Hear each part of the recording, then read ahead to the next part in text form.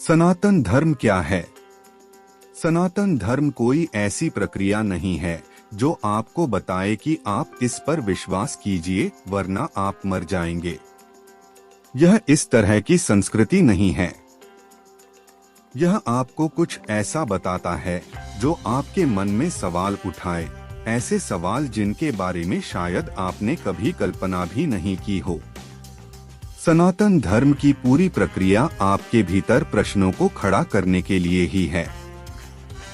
और सबसे बड़ी बात, यह आपके सवालों के रेडीमेड जवाब नहीं देता, बल्कि यह आपके भीतर इस तरह से सवाल खड़े करने की गहनता लाता है कि आप खुद ब खुद इन सवालों के जवाब का स्रोत तलाश लेते हैं।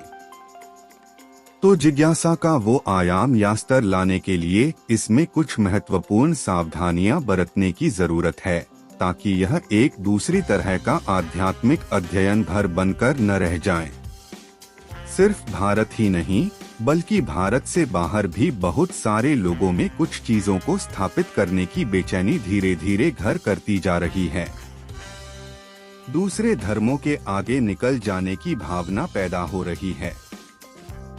इस कोशिश में वह पूरे शाश्वत व सनातन ज्ञान को महज एक पवित्र किताब या ग्रंथ तक सीमित करने की कोशिश कर रहे हैं और अपेक्षा कर रहे हैं कि सभी इसका अनुसरण करें। यह कभी हमारा तरीका रहा ही नहीं है। लोग आज यह बताने की कोशिश कर रहे हैं कि हर एक व्यक्ति को गीता का अनुसरण करना चाहिए, जबकि ऐसा नहीं है। अर्जुन ने खुद गीता के उपदेश के दौरान लाखों सवाल किए। अगर आप बस सीधे सीधे गीता का अनुसरण करेंगे तो गीता के उपदेश का बुनियादी मकसद ही खो जाएगा।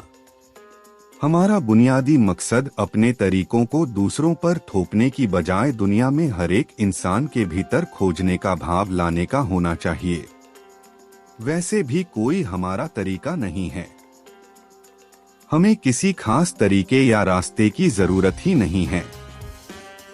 हमने यह खोजा है और पाया है कि अगर अपने जीवन को इस तरह से संचालित करें तो हमेशा एक बेहतर परिणाम मिलेगा, व्यक्ति के लिए भी और एक बड़े स्तर पर समाज के लिए भी। लेकिन फिर भी हम यह नहीं कह रहे हैं कि बस यही तरीका है। इस पर रोज सवाल उठाए जा सकते हैं, लाखों सवाल पूछे जा सकते हैं।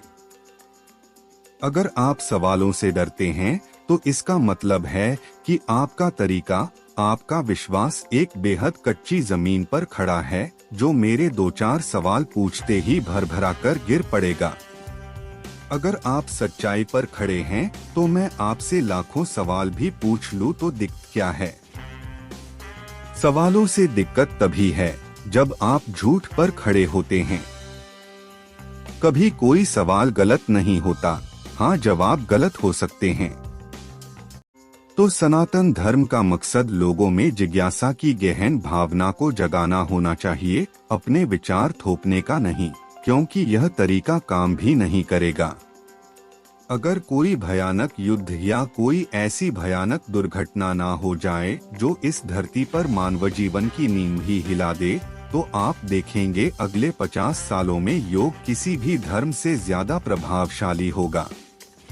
जब हम योग की बात करते हैं तो हमारा मतलब उन अभ्यासों से है जिनकी ओर सनातन धर्म के सिद्धांत इशारा करते हैं।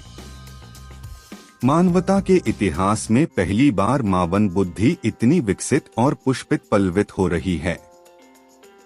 इससे पहले ऐसा कभी नहीं हुआ। सदियों से ऐसा होता आया है कि पूरे गांव में एकाध इंसान ऐसा होता था जो सबकी तरफ से सोचता था।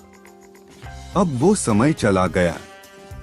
ऐसी ही हमारी वीडियो देखने के लिए चैनल को सब्सक्राइब करें, लाइक करें और कमेंट में अपना सुझाव दें, जिससे कि मैं आपके लिए और अच्छी वीडियो लाता रहूं।